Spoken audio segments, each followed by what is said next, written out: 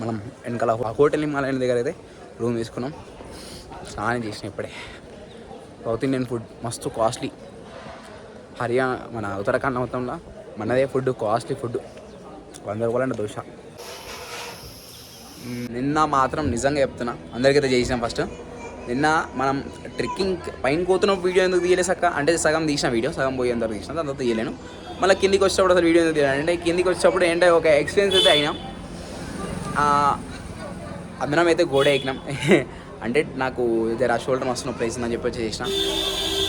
తక్కువలో తక్కువ ఎంత అన్నా మీకు పైన 10,000 అంటారు. అంటే నలుగురికి కలిసి 10,000 అన్నారు. అంటే ఒక్కరికి 2,500 లెక్క మాట్లాడారు.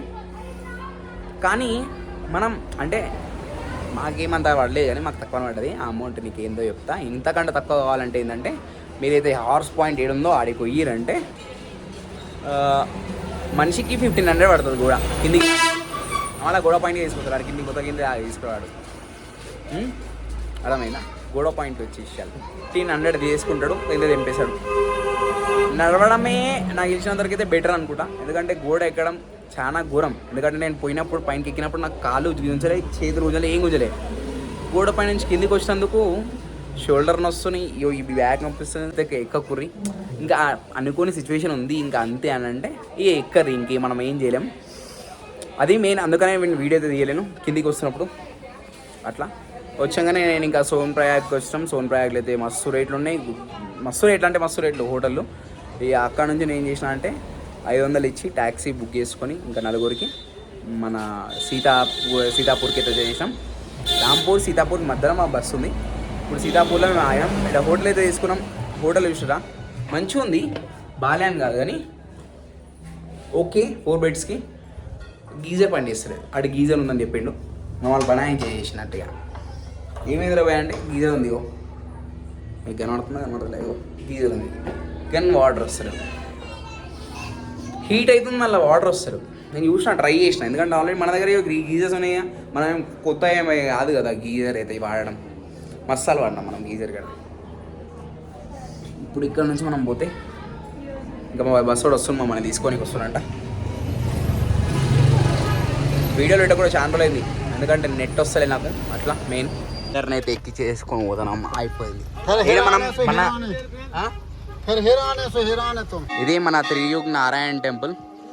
ఇక్కడనే పెళ్లి చేసుకుంటారంట, మనకు తెలియదు ఏంటో, అది ఎంత క్లారిటీ లేదు. శివుడు ఇంకా పార్వతీ మాత ఇద్దరు కలిసి ఇక్కడ పెళ్లి చేసుకోరని పురాణాలు కాదు, నిజం. అది ఏదైతే అబద్ధమైతే ఉండదు.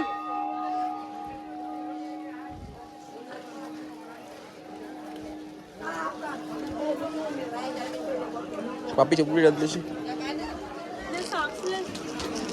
ఏం కాదు.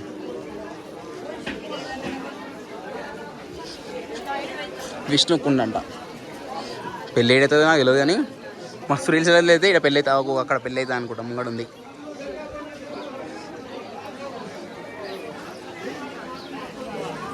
విష్ణు చక్ర అంట. ఇక్కడనే మన మాత పార్వతీ మాత ఇంకా శివుడు ఇద్దరు కలిసి పెళ్ళి చేసుకున్నాక అట్లా తిరుగుతారు కదా, తిరిగింది ఇక్కడనే అంట. ఇక్కడ పూజ చేయించండు. అక్కడ బ్రహ్మకుండ ఉంది, అక్కడ నుంచి వాటర్ తీసుకొని వచ్చినాం. ఇక్కడ అందరూ అయితే పెళ్లి చేసుకుంటారంట. ఇక ఇక్కడనే అంట పెళ్లి చేసుకునేది. పెళ్లి చేసుకునేది ఇక్కడనే అంట. కూడా మావు ఇదే అంట. 30 వేలు అయిపోతుంది అంతే, అర్థం చేసుకో. మన లోపట్నే అసలైంది ఏదైతే మన పార్వతీ తీసేసి పార్వతీ మాత ఇంకా శివుడు ఇద్దరు కలిసి పెళ్లి చేసుకున్నాక ఒక ఏమంటారు అగ్ని ఇప్పటి వరకు ఇంకా ఉందంట. దాదాపు ఎన్ని సంవత్సరాల నుంచి ఉందో అర్థం చేసుకొని. పెళ్ళి ఎన్ని రోజులు అయిందని మీకు అర్థం కావాలి.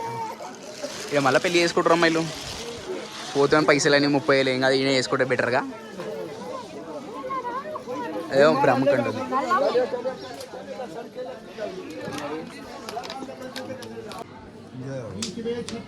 ఒక్కసారి ఈ వ్యూ ఎట్లుందో, సెట్ ఉంది కదా నిజంగా.